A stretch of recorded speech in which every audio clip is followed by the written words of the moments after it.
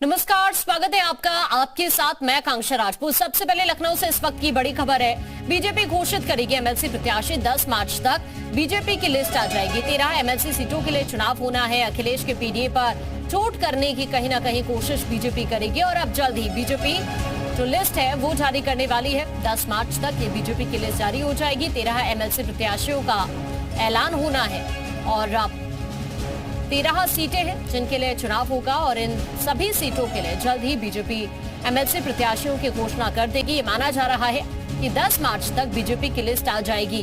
अखिलेश के पीडीए पर चोट करने का काम कहीं ना कहीं बीजेपी करने वाली है और अब सभी की निगाहें इसी बात पर है कि एमएलसी प्रत्याशी किसे किसे पार्टी चुनने वाली है, क्योंकि माना जा रहा है कि 10 मार्च तक ये जो बीजेपी की लिस्ट है वो सभी के सामने होगी। 13 एमएलसी सीट है जिनके लिए चुनाव होना है और अब जल्द ही पार्टी प्रत्याशी घोषित करने वाली है। बड़ी खबर हम आपको ये लखनऊ से बता रहे हैं।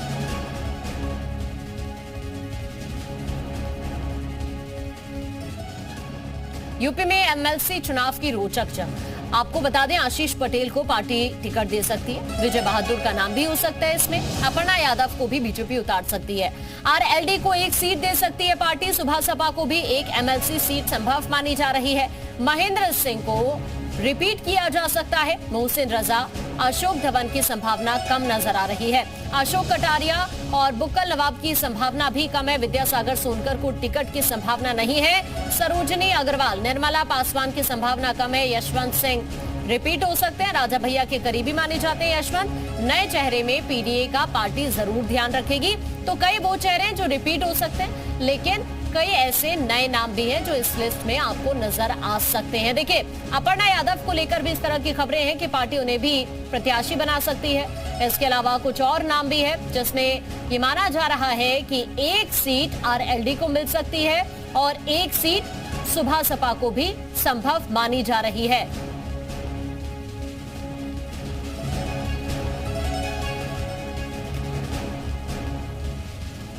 और ज्यादा जानकारी के लिए विवेक इस वक्त हमारे साथ जुड़ रहे हैं। विवेक, अब सभी की जो निगाहें हैं एमएलसी चुनाव को लेकर हैं, बीजेपी को लेकर इस तरह की खबरें हैं कि 10 मार्च तक हो सकता है कि पार्टी प्रत्याशियों का ऐलान कर दे।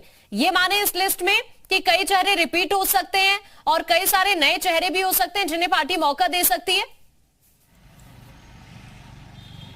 देखिए आकांक्षा, जो विधायकों की संख्या है उसके मुताबिक बीजेपी 10 सीटों पर अपने उम्मीदवार उतार सकती है और 10 सीटों की तैयारी भी कर ली है। हर सीट पर 3-3 नामों का पैनल बना के भेज दिया गया है केंद्रीय नेतृत्व को। उस पर चर्चा हो रही है।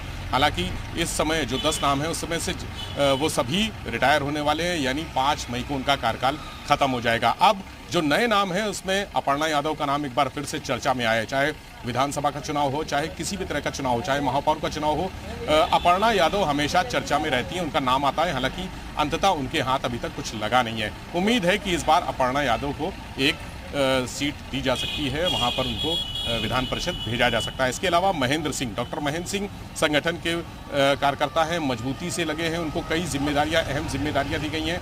पिछले कार्यकाल में योगी सरकार के जल शक्ति मंत्री थे, उनको रिपीट किया जा सकता है।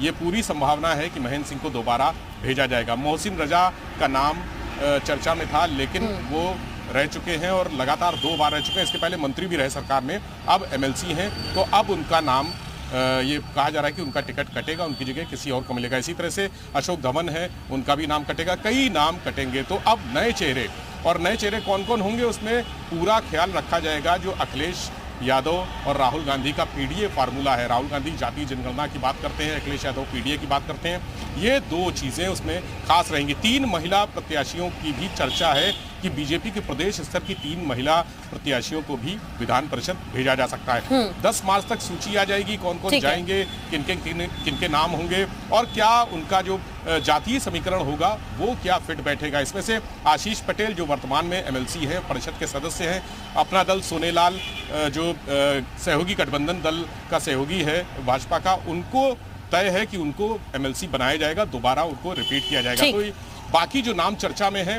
वो 10 तारीख को उस पर से पर्दा हटेगा कि कौन कौन चर्चा में है और कौन कौन आएगा। लेकिन 2-3 नाम ऐसे हैं जो कंफर्म हो चुके हैं। कि इनको, चाहे वो डॉक्टर महेंद्र सिंह हो, आशीष पटेल हो, इनको दोबारा टिकट मिलेगा। यशवंत को भी मिल सकता है टिकट, राजा भैया के करीबी रहे हैं। यानी और हम ये भी कह सकते हैं कि जो नए चेहरे होंगे उनमें पीडीए का ध्यान भी रखा जाएगा, तमाम सियासी समीकरणों का ध्यान भी रखा जाएगा। विवेक, मैं आपके पास अभी वापस लौटती हूँ, कुछ और खबरों को लेकर भी आपको हम अपडेट देंगे, क्योंकि देखिए अभी सभी की नजर है एमएलसी चुनाव को लेकर ही, और अब ये माना जा रहा है कि 10 सीटें हो सकती हैं जिन पर पहले पार्टी चुनावी मैदान में प्रत्याशियों को उतारे। कौन कौन संभावित प्रत्याशी हैं ये हम आपको आपकी स्क्रीन पर दिखा रहे हैं। बीजेपी के एमएलसी प्रत्याशियों के बारे में हम आपको बता रहे हैं। डॉक्टर महेंद्र सिंह, मोहसिन रजा, अशोक कटियार, अशोक धवन, बुक्कल नवाब का कार्यकाल पूरा हो रहा है। बीजेपी के एमएलसी यशवंत सिंह, विजय बहादुर पाठक, तो इस तरह से कई सारे चेहरे इस रेस में बताए जा रहे हैं।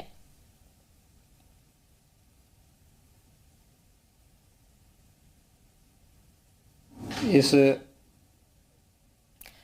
यूपी विधान परिषद के 13 सदस्यों का कार्यकाल 5 मई को खत्म हो रहा है। इसमें बीजेपी के 10 एमएलसी हैं।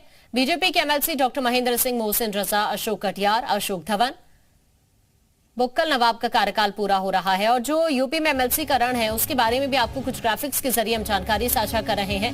11 मार्च तक नामांकन की प्रक्रिया, और उसके बाद 12 मार्च को नामांकन पत्रों की जांच की जाएगी।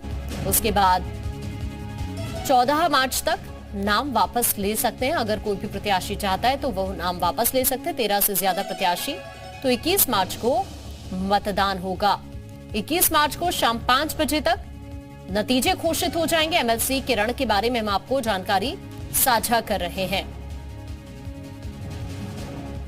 तो 12 मार्च को नामांकन पत्र की जांच की जाएगी। और देखिए किन किन का कार्यकाल खत्म हो रहा है ये भी आपको बता रहे हैं। डॉक्टर महेंद्र सिंह है, मोहसिन रजा है, अशोक कटियार है बीजेपी से, इसके अलावा अशोक धवन भी हैं, बुक्कल नवाब हैं, यशवंत सिंह है, इनका भी कार्यकाल खत्म होने जा रहा है, विजय बहादुर पाठक है, विद्यासागर सोनकर हैं। हालांकि इनमें से कई चेहरे रिपीट भी हो सकते हैं। डॉक्टर सरोजनी अग्रवाल है, निर्मला पासवान है, और अपना दल ऐसे बात की जाए तो आशीष पटेल हैं। समाजवादी पार्टी से बात की जाए नरेश उत्तम पटेल हैं। और जो गणित है वो भी आपको बता रहे हैं 252 बीजेपी के पास। अपना दल ऐसी बात की जाए 13 है, और आरएलडी की बात की जाए तो 9 है। इस तरह से ये पूरा का पूरा जो गणित है वो हम आपको एमएलसी चुनाव को लेकर बता रहे हैं। निषाद पार्टी के पास 6 है, सुबह सपा की बात की जाए तो 6 है, और राजा भैया की बात की जाए 2 है। तो इस तरह से पूरा का पूरा ये सियासी गणित है एमएलसी चुनाव को लेकर। बीजेपी गठबंधन 288 है। विवेक हमारे साथ लगातार बने हुए हैं, एक बार फिर से विवेक का हम रुख कर लेते हैं। विवेक, क्योंकि कहीं ना कहीं अगर देखा जाए तो सियासी गणित को भी सेट करना है पार्टी को। ये माना जा रहा है कि आरएलडी को 1 सीट मिल सकती है, सुबह सपा को भी 1 सीट दे सकती है बीजेपी। देखिए, आरएलडी को पहले ही 1 सीट दे चुके हैं बीजेपी के जो केंद्रीय नेतृत्व है। चूंकि ये कहा गया था कि जब सीटें को ऐलान होगा तो आरएलडी को लोकसभा की 2 सीटें दी जाएंगी और एडजस्टमेंट में 1 विधान परिषद की सीट भी दी जा सकती है। तो विधान परिषद के लिए योगेश चौधरी का नाम, हालांकि आरएलडी की तरफ से घोषित हुआ है, भाजपा की तरफ से नाम घोषित नहीं हुआ है। आरएलडी ने जो बागपत है, इसके अलावा बिजनौर, 2 सीटों पर लोकसभा कैंडिडेट उतार दिए हैं, अपने प्रत्याशी उतार दिए हैं, और 1 सीट पर उन्होंने अपना एमएलसी का प्रत्याशी उतारा है, योगेश चौधरी। ये योगेश चौधरी मथुरा के मांड से विधायकी लड़ते रहे हैं, और पिछली बार जब राज्यसभा का चुनाव हुआ था तब भी इन्होंने कोशिश की थी नामांकन करने की, हालांकि विवाद की वजह से नामांकन उनका नहीं हो पाया था। तो अब उनको फिर से मौका दिया गया है। तो राष्ट्रीय लोकदल अगर हम कहें तो सबसे ज़्यादा फायदे में है जो अन्य सहयोगी दल हैं उनके मुकाबले। अनुप्रिया पटेल को 2 सीटें दिए जाने की चर्चा है कि एमएलसी के लिए, हालांकि जो उनके पति हैं अनुप्रिया पटेल के पति आशीष पटेल, वो ऑलरेडी एमएलसी हैं, विधान परिषद का। ठीक है विवेक, मैं आपके पास वापस लौटती हूँ, कुछ और खबरों पर भी आपसे अपडेट लेंगे। और इसी बीच एक बड़ी खबर